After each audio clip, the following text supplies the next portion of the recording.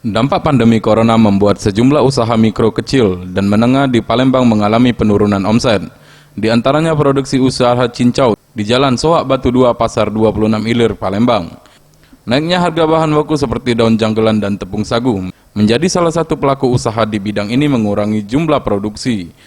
Selain itu, bahan baku cincau yang didapat dari produsen yang berada di Jawa Tengah pun terkendala pengiriman semenjak adanya pemberlakuan pembatasan sosial berskala besar.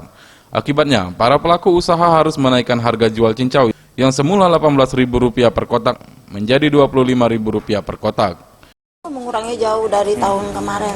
Sekarang ini memang kenaikannya agak naik, ininya kan harganya karena di sananya naik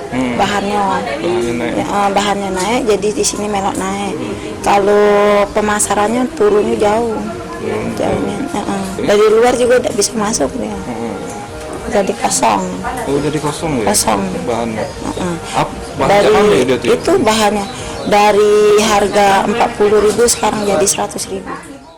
Tim Liputan Sriwijaya TV.